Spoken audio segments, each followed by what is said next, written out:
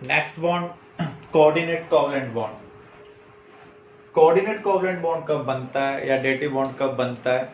जब एक एटम तो इलेक्ट्रॉन पेयर कंट्रीब्यूट कर रहा हूं और दोनों एटम शेयर कर रहे हो। तो यहां पर अगर हम देखें, अमोनिया में नाइट्रोजन के पास एक इलेक्ट्रॉन पेयर है जो बॉन्डिंग में इन्वॉल्व नहीं है। H+, इसका मीनिंग हाइड्रोजन के पास कोई इलेक्ट्रॉन नहीं है। तो यहां पर H+ को अपना ड्यूप्लेट कंप्लीट करने के लिए 2 इलेक्ट्रॉन चाहिए। नाइट्रोजन का ऑक्टेट कंप्लीट है, लेकिन अगर अपने इलेक्ट्रॉन नाइट्रोजन बॉन्डिंग के लिए यूज कर ले तो अट्रैक्शन इंक्रीज हो जाएगा, स्टेबिलिटी क्या होगी, इंक्रीज होगी। इसलिए नाइट्रोजन अपने 2 नॉन बॉन्डिंग इलेक्ट्रॉन H+ को शेयर करने के लिए दे रहा है। तो यहां पर नाइट्रोजन कंट्रीब्यूट कर रहा है, H+ कंट्रीब्यूट नहीं कर रहा है, लेकिन शेयर दोनों कर रहे हैं। जब इलेक्ट्रॉन पेयर एक एटम प्रोवाइड करता है, शेयर 2 करते हैं, तो उस बॉन्ड को हम क्या बोलते हैं, कोऑर्डिनेट और डेटिव बॉन्ड। तो यहाँ पर जो डोनर एटम होता है उसकी तरफ हम टेल लेते हैं और हेड हम उसकी तरफ लेते हैं जो रिसीव करता है। तो NH3H+ के साथ कंबाइन होकर अमोनियम आयन बना रहा है bye formation of coordinate bond. ऐसे ही वाटर में ऑक्सीजन के पास 2 इलेक्ट्रॉन पेयर हैं जो बॉन्डिंग में इन्वॉल्व नहीं है। तो जब इसके नियर बाय H+ अप्रोच करता है तो ये अपना इलेक्ट्रॉन पेयर H+ का ड्यूप्लेट कंप्लीट करने के लिए प्रोवाइड करता है और किस में कन्वर्ट हो जाता है, हाइड्रोनियम आयन के अंदर। तो यहां पर ऑक्सीजन कोऑर्डिनेट बॉन्ड बना रहा है H+ के साथ for the formation of hydronium ion. Clear?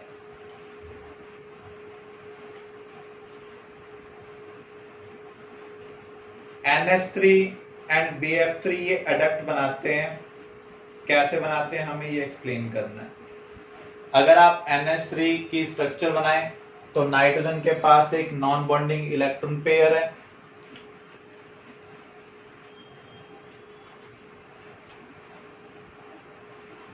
Non bonding electron pair को हम क्या बोलते हैं, लोन पेयर। BF3 में बोरॉन का ऑक्टेट कंप्लीट नहीं है,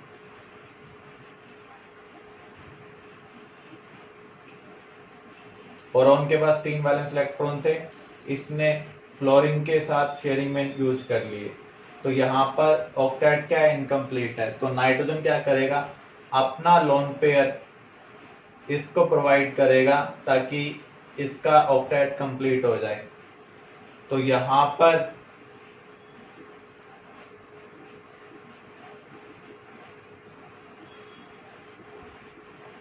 कोऑर्डिनेट बॉन्ड बनाकर ये एक प्रोडक्ट बना रहे हैं जिसे हम एडिशन कंपाउंड, क्योंकि 2 कंपाउंड के एडिशन से बने, और एडिशन कंपाउंड को शॉर्ट फॉर्म में क्या बोला जाता है, अडक्ट। तो यहां पर ये कोऑर्डिनेट बॉन्ड बनाने के लिए इलेक्ट्रॉन पेयर प्रोवाइड कर रहा है, ये अपना ऑक्टेट कंप्लीट करने के लिए इलेक्ट्रॉन पेयर को शेयरिंग के लिए रिसीव कर रहा है। तो जब एक एटम इलेक्ट्रॉन पेयर प्रोवाइड करे, दोनों शेयर करें, तो वहां पर बॉन्ड कौन सा बनेगा, कोऑर्डिनेट और डेटिव बॉन्ड। तो डोनर नाइट्रोजन है इसलिए टेल हमने इधर रखा है, बोरॉन रिसीवर है इसलिए हमने इधर क्या रखा है, हेड रखा है। क्लियर? नेक्स्ट है मेटालिक बॉन्ड। मेटल एटम के अंदर लूजली बाउंड इलेक्ट्रॉन प्रेजेंट होते हैं। जो इनर शेल के इलेक्ट्रॉन होते हैं वो इमोबाइल होते हैं, फिक्स्ड होते हैं, एक तरीके से एटम को छोड़कर नहीं जा सकते। तो यहां पर ये जो फिक्स्ड पार्ट है, इमोबाइल पार्ट है, उससे हम क्या बोल रहे हैं, colonel.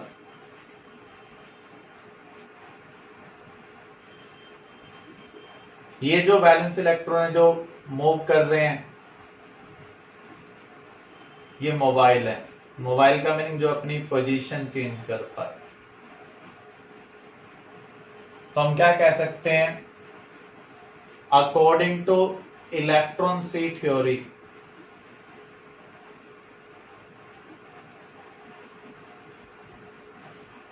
metal is sea of electron in which positive charge kernel is embedded.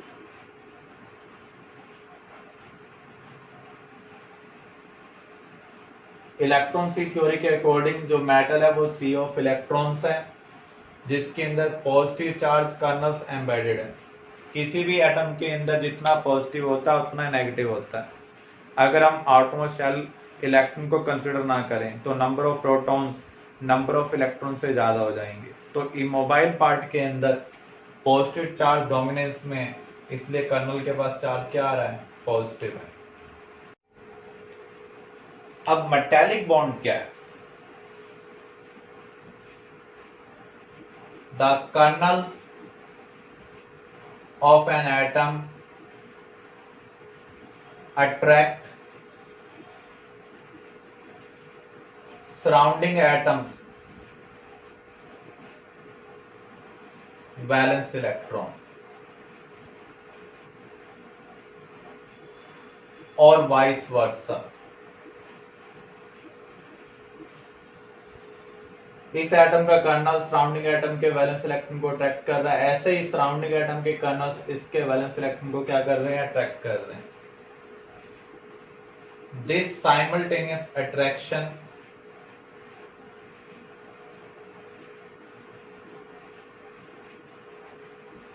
Is called metallic bond. सभी मेटल एटम के अंदर जो मेटल है सभी टाइप के, उसमें जो मेटालिक बॉन्ड है सब जगह स्ट्रेंथ एक जैसी नहीं है। कुछ मेटल सॉफ्ट हैं, कुछ मेटल हार्ड हैं। तो स्ट्रेंथ ऑफ मेटालिक बॉन्ड हम कैसे डिसाइड करते हैं? जितना ज्यादा अट्रैक्शन होगा उतने ज्यादा मेटालिक बॉन्ड की स्ट्रेंथ होगी। अगर जिस एटम के पास वैलेंस इलेक्ट्रॉन ज्यादा होंगे उसका अट्रैक्शन भी ज्यादा होगा। सोडियम और मैग्नीशियम में से अगर हम कंपेयर करें, सोडियम के पास एक वैलेंस इलेक्ट्रॉन है, मैग्नीशियम के पास 2 वैलेंस इलेक्ट्रॉन है। तो मैग्नीशियम के मेटालिक बॉन्ड की स्ट्रेंथ सोडियम से क्या होनी चाहिए, ज्यादा होनी चाहिए। दूसरा, charge density of kernel. Kernel के पास जितने ज्यादा पॉजिटिव चार्ज की डेंसिटी होगी उतना स्ट्रांगली वो वैलेंस इलेक्ट्रॉन को अट्रैक्ट करेगा। और ये किसके ऊपर डिपेंड करेगा, inversely proportional to size of kernel और साइज ऑफ एटम। सोडियम और मैग्नीशियम एक पीरियड के मेंबर है। राइट में कौन लाई कर रहा है, मैग्नीशियम, तो इसका साइज क्या है, स्मॉलर है। स्मॉलर साइज की वजह से मैग्नीशियम के जो मेटालिक बॉन्ड है वो स्ट्रॉन्गर है। हम सोडियम को नाइफ से कट कर सकते हैं लेकिन मैग्नीशियम को नाइफ से कट नहीं कर सकते हैं। इसका रीजन क्या है, मैग्नीशियम के जो मेटालिक बॉन्ड है वो स्ट्रॉन्गर है due to smaller size and greater number of valence electron. ऐसे अगर हम डाउन द ग्रुप देखें, ग्रुप 1 के अंदर मेटालिक साइज इंक्रीज हो रहा है लेकिन नंबर ऑफ वैलेंस इलेक्ट्रॉन क्या है, सेम। तो मेटालिक बॉन्ड की स्ट्रेंथ डाउन द ग्रुप क्या होगी, डिक्रीज होगी।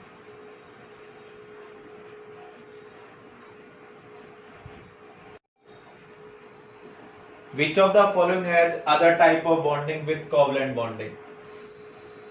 Means मॉलिक्यूल के अंदर कोवलेंट बॉन्ड, अदर टाइप के बॉन्ड भी प्रेजेंट होने चाहिए जैसे आयनिक। तो यहाँ पर CCl4 में देखें तो सिर्फ कोवलेंट बॉन्ड है। कार्बन क्लोरीन दोनों मेटल है, या metal non metal ionic bond, यहाँ दोनों नॉन मेटल कोवलेंट बॉन्ड। अगर आप NH4Cl को देखें, यहाँ पर 3 तो कोवलेंट बॉन्ड है, एक कोऑर्डिनेट बॉन्ड है, साथ में यहाँ पर आयनिक बॉन्ड भी प्रेजेंट है। तो एग्जाम में इस टाइप का क्वेश्चन भी आ सकता है, किस मॉलिक्यूल के अंदर आयनिक, कोवलेंट और डेटिव बॉन्ड प्रेजेंट है। तो अमोनियम क्लोराइड में आप देख सकते हैं आयनिक बॉन्ड भी प्रेजेंट है, कोवलेंट बॉन्ड भी है, कोऑर्डिनेट बॉन्ड भी है। तो यहाँ पर आपका आंसर ये है, लेकिन मैं अदर टाइप के क्वेश्चन के रिगार्डिंग डिस्कशन कर रहा था, किस मॉलिक्यूल के अंदर आयनिक, कोवलेंट और डेटिव तीनों बॉन्ड प्रेजेंट है।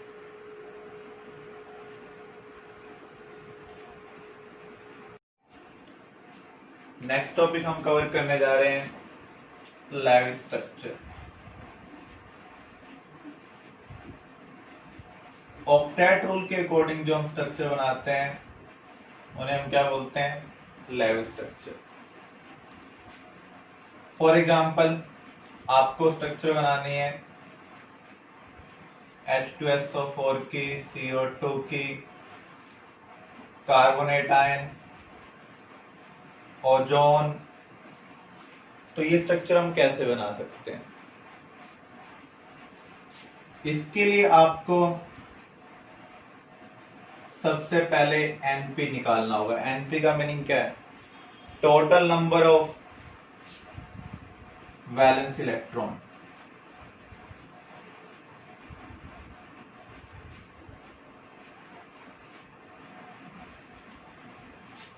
हम H2SO4 की स्ट्रक्चर बनाने जा रहे हैं।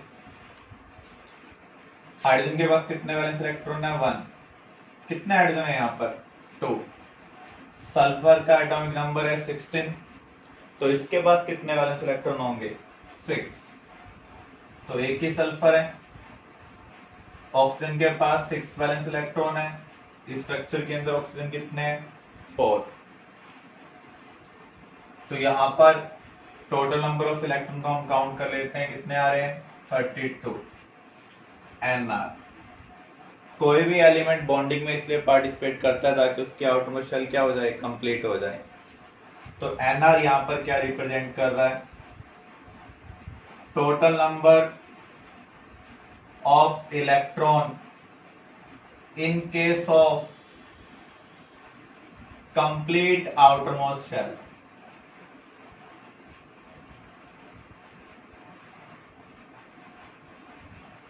हाइड्रोजन की आउटरमोस्ट शेल जब कंप्लीट होगी तो हाइड्रोजन की आउटरमोस्ट शेल में कितने इलेक्ट्रॉन होंगे? 2। यहां पर हाइड्रोजन कितने हैं? 2। सल्फर और ऑक्सीजन को ऑक्टेट कंप्लीट करना है। सिर्फ हाइड्रोजन के लिए हम ड्यूप्लेट कंप्लीट करते हैं, बाकी सभी के लिए ऑक्टेट कंप्लीट करते हैं। तो यहाँ पर 5 एटम ऐसे हैं जिनका हमें ऑक्टेट कंप्लीट करना है। तो यहाँ पर कंप्लीट आउटरमोस्ट शेल के केस में जो टोटल नंबर ऑफ इलेक्ट्रॉन्स आ रहे हैं वो कितने आ रहे हैं? 44। अब हमें नंबर ऑफ बॉन्ड्स कैलकुलेट करने हैं। Nr minus Np by 2, 44 minus 32 by 2। तो यहां पर इस स्ट्रक्चर के अंदर हम 6 बॉन्ड्स बनाएंगे। अब बॉन्ड बनाने के लिए सबसे पहले हमें स्केलेटन बनाना होगा। स्केलेटन का मीनिंग क्या? एटम्स की अरेंजमेंट कैसे होगी? तो आपको कुछ पॉइंट ध्यान रखने। जो लिस्ट इलेक्ट्रोनेगेटिव एटम है वो कैसे एक्ट करेगा? As central atom. But hydrogen and fluorine can't act as central atom। Hydrogen monovalent होता है, फ्लोरीन भी मोनोवैलेंट है, ये एक से ज्यादा बॉन्ड नहीं बना सकते हैं, इसलिए सेंट्रल एटम का काम नहीं करेंगे। स्केलेटन बनाने की दूसरी कंडीशन क्या है? इन केस ऑफ ऑक्सी एसिड, जिस एसिड के अंदर ऑक्सीजन प्रेजेंट होता है उसे हम बोलते हैं oxy acid. Hydrogen connected to oxygen, not to central atom. अगर ऑक्सीजन प्रेजेंट नहीं होगी तो उस केस में वो सेंट्रल एटम से कनेक्ट होगा। जैसे H2SO4 के केस में हमें स्केलेटन बनाना है, तो सल्फर के अराउंड हम 4 ऑक्सीजन ले रहे हैं और ऑक्सीजन के अराउंड हम हाइड्रोजन को ले रहे हैं। हमें टोटल नंबर ऑफ बॉन्ड्स कितने बनाने हैं? 6।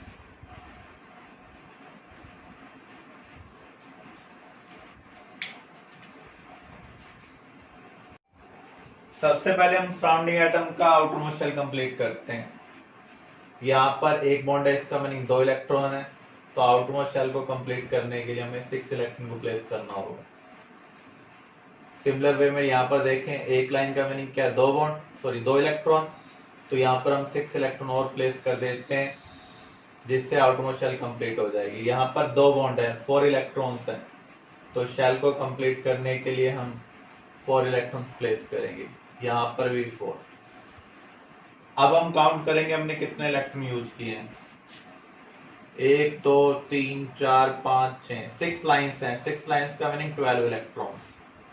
डॉट्स कितने हैं? 4 6 10 6 16 4 20।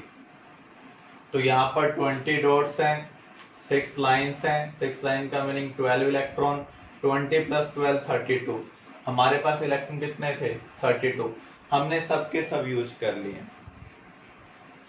तो सबसे पहले हम जो सराउंडिंग एटम है उनके आउटरमोस्ट शेल कंप्लीट करते हैं। अगर इलेक्ट्रॉन बच जाए तो सेंट्रल एटम की करेंगे। तो यहाँ पर हमने 32 इलेक्ट्रॉन्स का यूज कर लिया है, तो फर्दर हमारे पास कोई इलेक्ट्रॉन नहीं है। वैसे सल्फर का ऑक्टेट यहाँ पर कंप्लीट है। अब हमें CO2 की स्ट्रक्चर बनानी, तो Np कैलकुलेट करते हैं। कार्बन के पास कितने वैलेंस इलेक्ट्रॉन है? 4। ऑक्सीजन के पास 6। तो टोटल इलेक्ट्रॉन आउटरमोस्ट शेल में प्रेजेंट है 16। होने कितने चाहिए जब आउटरमोस्ट शेल कंप्लीट हो जाए? कार्बन को भी ऑक्टेट कंप्लीट करना है, ऑक्सीजन को भी। ऐसे कितने एटम है? 3 24। नंबर ऑफ बॉन्ड्स हम कितने बनाएंगे? Nr - Np/2 24 - 16/2। तो यहां पर हमें नंबर ऑफ बॉन्ड्स बनाने हैं 4। तो जो लिस्ट इलेक्ट्रोनेगेटिव एटम है उसको हम सेंट्रल एटम लेंगे, अदर को हम सराउंडिंग। डबल डबल बना सकते हैं, या फिर इधर ट्रिपल इधर सिंगल, या फिर इधर सिंगल इधर ट्रिपल। तो ये 3 टाइप की लेविस स्ट्रक्चर CO2 के केस में पॉसिबल है। अब हम कार्बोनेट के लिए बनाते हैं। तो यहां पर Np क्या होगा? कार्बन के पास 4 वैलेंस इलेक्ट्रॉन है। किसी भी मॉलिक्यूल के पास नेगेटिव या पॉजिटिव हो तो उसका मीनिंग क्या होगा? या तो इलेक्ट्रॉन का गेन हुआ या फिर इलेक्ट्रॉन का लॉस। नेगेटिव का मीनिंग है इलेक्ट्रॉन का गेन, पॉजिटिव का मीनिंग है इलेक्ट्रॉन का लॉस। ये गेन और लॉस किसके लिए होता है? सेंट्रल एटम के लिए। तो इसमें कार्बन सेंट्रल एटम है। 2 नेगेटिव का मीनिंग कार्बन ने 2 इलेक्ट्रॉन का गेन किया।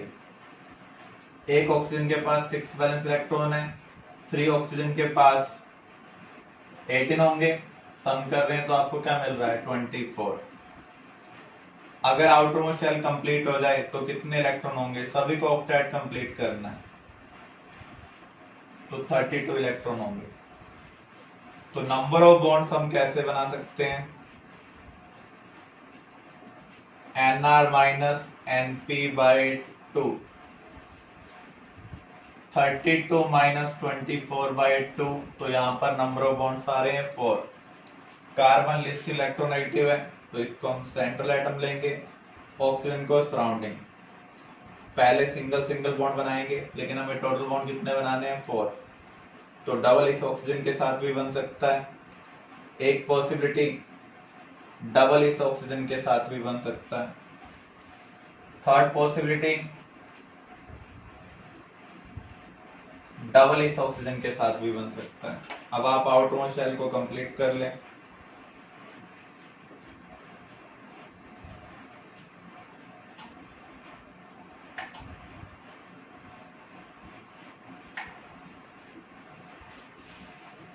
अगर किसी स्ट्रक्चर के अंदर ऑक्सीजन सिर्फ एक ही बॉन्ड बनाए तो वो बॉन्ड क्या होगा? कोऑर्डिनेट। तो यहां पर ये कोऑर्डिनेट बॉन्ड है। कोऑर्डिनेट बॉन्ड में एक एटम कंट्रीब्यूट करता है, दोनों शेयर करते हैं। ऑक्सीजन के पास कितने वैलेंस इलेक्ट्रॉन है? 6 वैलेंस इलेक्ट्रॉन होते हैं। यहाँ पर आप देख सकते हैं इसका कोई भी इलेक्ट्रॉन बॉन्डिंग में पार्टिसिपेट नहीं कर रहा है, ये नॉन बॉन्डिंग इलेक्ट्रॉन है। इसका मीनिंग कार्बन ने बॉन्ड बनाने के लिए यहाँ पर इलेक्ट्रॉन पेयर प्रोवाइड किया। तो जब एक एटम इलेक्ट्रॉन पेयर प्रोवाइड करेगा, दोनों शेयर करेंगे, तो ऐसे बॉन्ड को हम क्या कहेंगे? Coordinate bond. तो यहाँ पर 3 लेवल स्ट्रक्चर पॉसिबल है फॉर कार्बोनेटाइन। क्लियर? अब हम ओजोन के लिए देखते हैं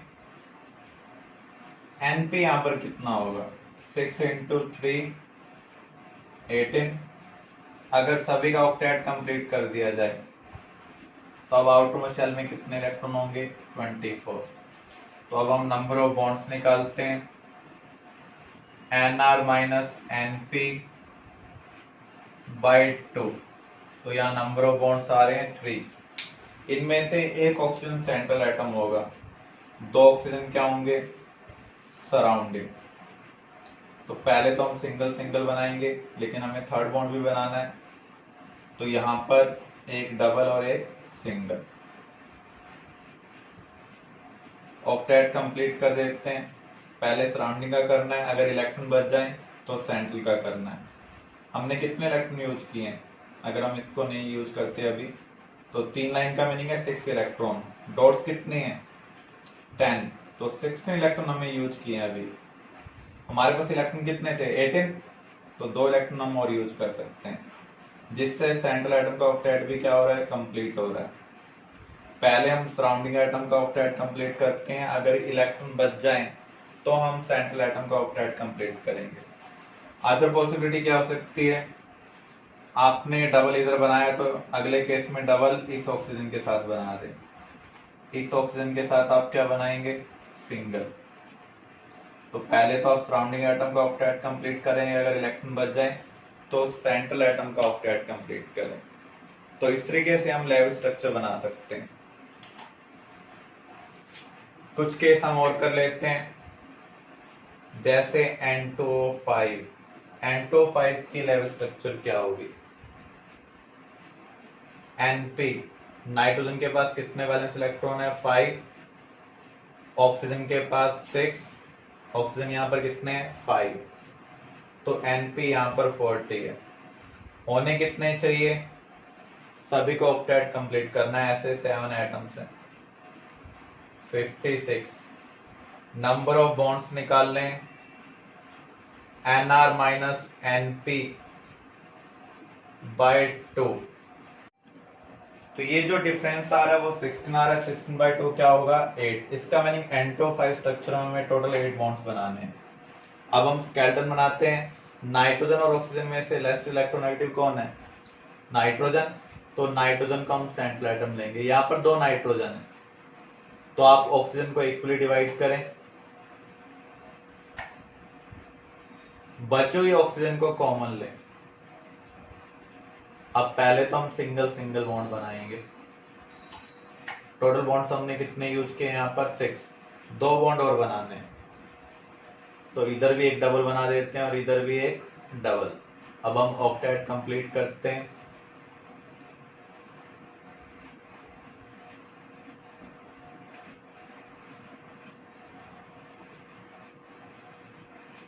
तो जो सिंगल बॉन्डेड ऑक्सीजन है वो कौन सा बॉन्ड बना रही है, कोऑर्डिनेट बॉन्ड। यहां पर अगेन हम इलेक्ट्रॉन काउंट करेंगे, जितने इलेक्ट्रॉन हमारे पास प्रेजेंट है, अगर हमने उससे कम यूज किए हैं तो सेंट्रल एटम का ऑक्टेट कंप्लीट करेंगे।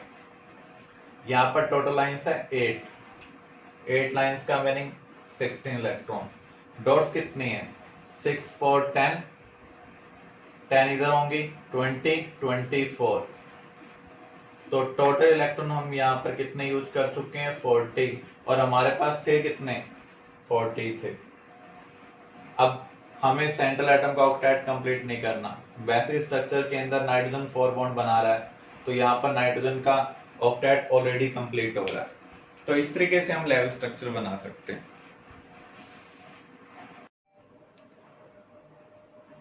लैब स्ट्रक्चर में एक एटम के ऊपर जो चार्ज प्रेजेंट होता है उसे हम बोलते हैं फॉर्मल चार्ज। फॉर्मल चार्ज क्या है एक्चुअल में, charge on an atom due to actual loss or gain of electron in a lab structure।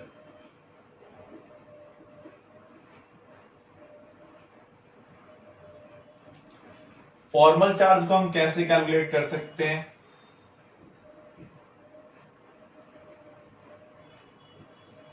इसके लिए हम रिलेशनशिप यूज करते हैं valence electron minus half of shared electrons, क्योंकि जो शेयरिंग वाले इलेक्ट्रॉन होते हैं उसमें कंट्रीब्यूशन हाफ होता है, हिस्सा भी क्या होगा? हाफ होगा, माइनस अनशेयर्ड इलेक्ट्रॉन। इसका यूज कर हम फॉर्मल चार्ज किसी भी एटम का निकाल सकते हैं। फॉर एग्जांपल हमें ओजोन में सभी ऑक्सीजन एटम का फॉर्मल चार्ज निकालना है, तो सबसे पहले तो हम लैब स्ट्रक्चर बनाएंगे यूजिंग NPNR। इस ऑक्सीजन को मैं 1 मार्क कर देता हूं, इसको 2 और इसको 3। तो हमें फॉर्मल चार्ज निकालना है ऑन 1। ऑक्सीजन के पास कितने वैलेंस इलेक्ट्रॉन होते हैं? 6। इसके अराउंड शेयरिंग वाले कितने इलेक्ट्रॉन हैं? जो लाइंस हैं वो शेयरिंग वाले इलेक्ट्रॉन को रिप्रेजेंट करती है। तो यहां पर 2 इलेक्ट्रॉन प्रेजेंट हैं, एक लाइन का मीनिंग 2 इलेक्ट्रॉन प्रेजेंट हैं, तो शेयरिंग वाले इलेक्ट्रॉन हाफ कंसिडर किए जाएंगे। अनशेयर्ड इलेक्ट्रॉन कितने हैं? डॉट्स वाले जो इलेक्ट्रॉन्स हैं।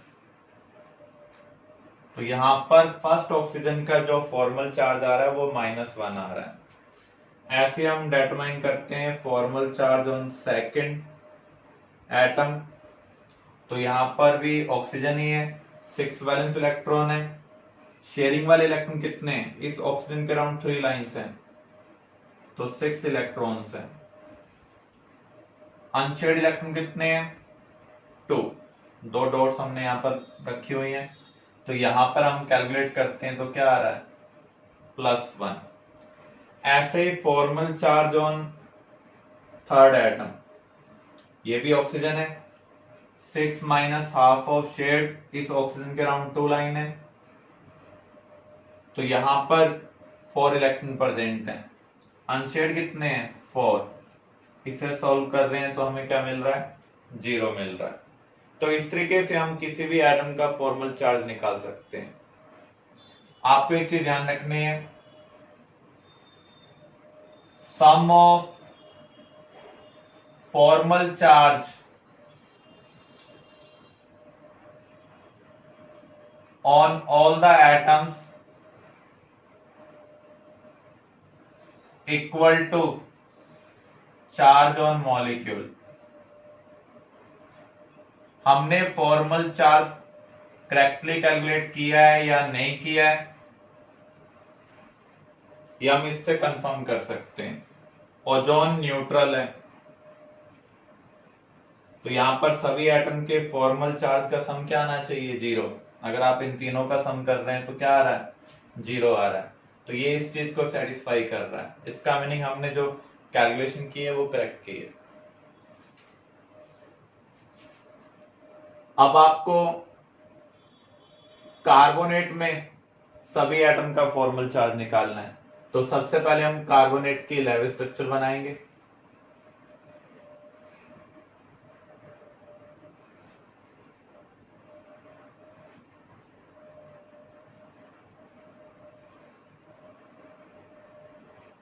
तो इसको हम इस तरीके से रिप्रेजेंट करते हैं। NPNR का यूज कर हम ये स्ट्रक्चर बना रहे हैं। तो यहां पर फॉर्मल चार्ज आपको निकालना है ऑन कार्बन। ऑक्सीजन को मार्क कर लेते हैं 1 2 3। कार्बन के पास कितने वैलेंस इलेक्ट्रॉन है? 4। शेड इलेक्ट्रॉन कितने हैं? इसके अराउंड 4 लाइंस हैं, उसके डबल शेड इलेक्ट्रॉन होंगे। अनशेड इलेक्ट्रॉन यहां पर 0 है, क्योंकि यहां पर कोई भी डॉट्स प्रेजेंट नहीं है। तो अगर हम इसे सॉल्व करें तो फॉर्मल चार्ज क्या आ रहा है? 0। अब फॉर्मल चार्ज हम निकाल रहे हैं ऑन ऑक्सीजन 1। तो यहां पर ऑक्सीजन के पास 6 वैलेंस इलेक्ट्रॉन है, शेड इलेक्ट्रॉन 2 है, अनशेड कितने हैं 6। सोल्व कर रहे हैं तो आपको -1 मिल रहा है। ऐसे ही formal charge on oxygen 2, similar pattern है, तो इसका भी फॉर्मल चार्ज क्या आएगा -1 आएगा। फॉर्मल चार्ज ऑन ऑक्सीजन 3, यहां पैटर्न डिफरेंट है, इस ऑक्सीजन के साथ सिंगल बॉन्ड है जबकि यहां पर क्या है डबल, तो यहां दोनों का फॉर्मल चार्ज सेम नहीं होगा। तो यहां पर शेयरिंग वाले इलेक्ट्रॉन कितने हैं 4, अनशेड कितने हैं 4। सॉल्व कर रहे हैं तो फॉर्मल चार्ज क्या मिल रहा है 0। सभी एटम के फॉर्मल चार्ज का आप सम कर दें, क्या ये मॉलिक्यूलर चार्ज के इक्वल आ रहा है -2 ही आ रहा है।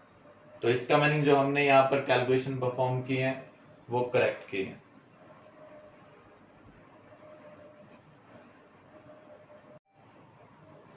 एप्लीकेशन क्या है फॉर्मल चार्ज की, हम क्यों यहां पर फॉर्मल चार्ज डिटरमाइन कर रहे हैं।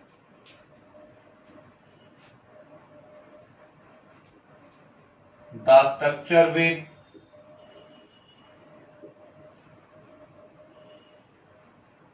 zero formal charge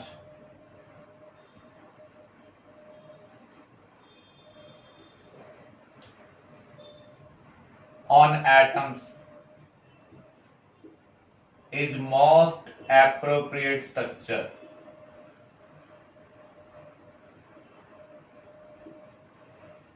आपके पास मल्टीपल लेवल स्ट्रक्चर हो सकते हैं किसी भी कंपाउंड के लिए, कौन सी स्ट्रक्चर मोस्ट एप्रोप्रिएट है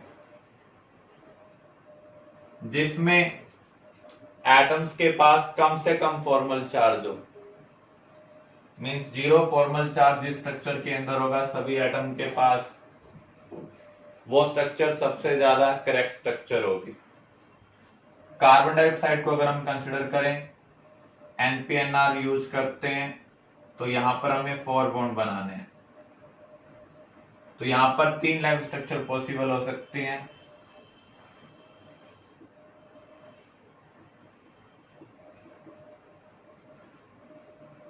structure 1, structure 2, structure 3।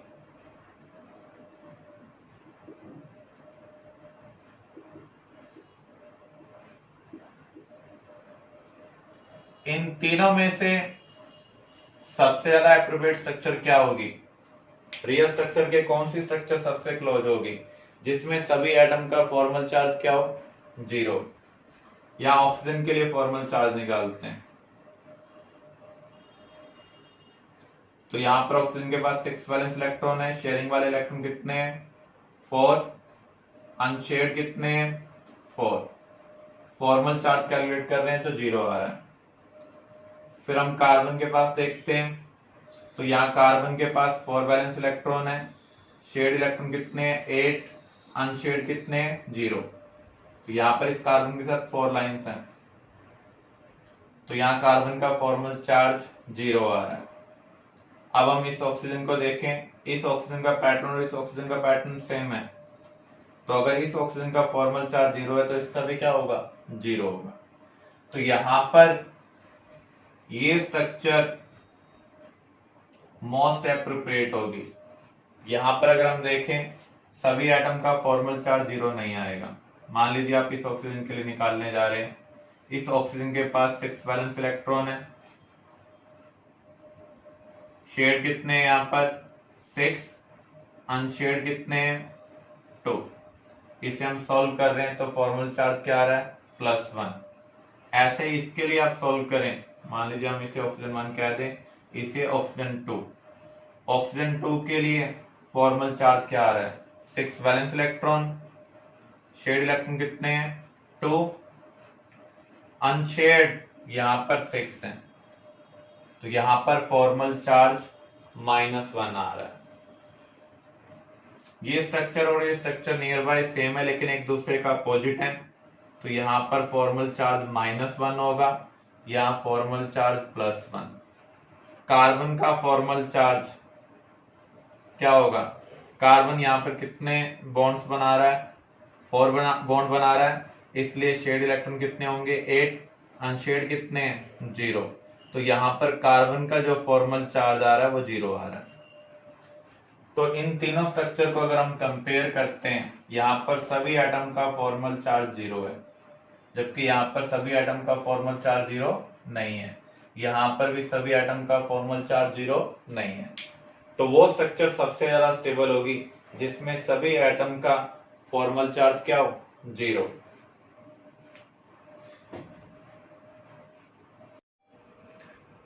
Next topic modern structure.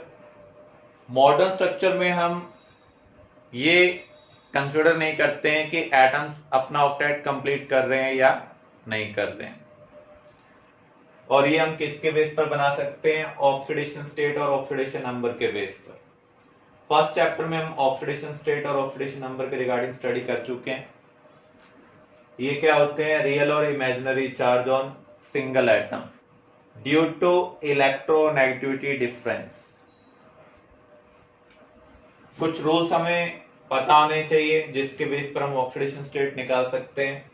Elementary form, इसका मीनिंग क्या है, जिसमें सिर्फ एक ही टाइप के एटम्स प्रेजेंट हो और कोई भी चार्ज ना हो, तो वहां पर ऑक्सीडेशन स्टेट क्या होगी 0 होगी। अगर किसी एटम के पास चार्ज प्रेजेंट है तो वही उसकी ऑक्सीडेशन स्टेट होगी, जैसे Na पॉजिटिव ऑक्सीडेशन स्टेट क्या है +1, H2 नेगेटिव ऑक्सीडेशन स्टेट क्या है -2।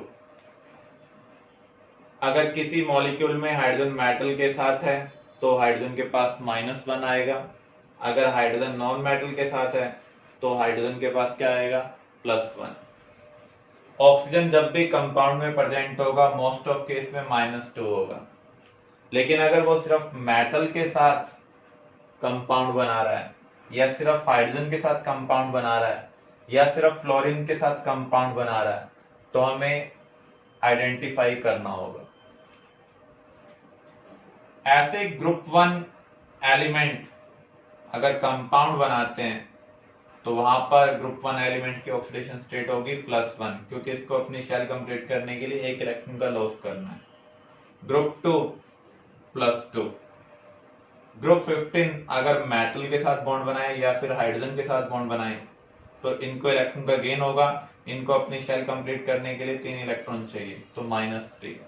ग्रुप 16 अगर मेटल या हाइड्रोजन के साथ हो तो -2। ग्रुप 17 अगर सिर्फ मेटल या सिर्फ हाइड्रोजन के साथ हो तो -1। अदर केस में हमें आइडेंटिफाई करना होगा बॉन्डेड एटम किस टाइप के, उसके बेस पर हमें आइडेंटिफाई करना होगा। Sum of oxidation state on all the atoms किसके इक्वल होगा, charge on molecule. Oxidation state की जो मैक्सिमम वैल्यू है वो क्या हो सकती है +8।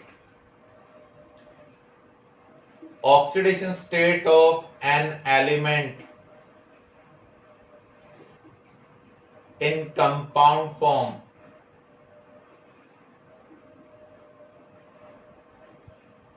कभी भी 0 के इक्वल नहीं होनी चाहिए, except for metal in metal carbonyl.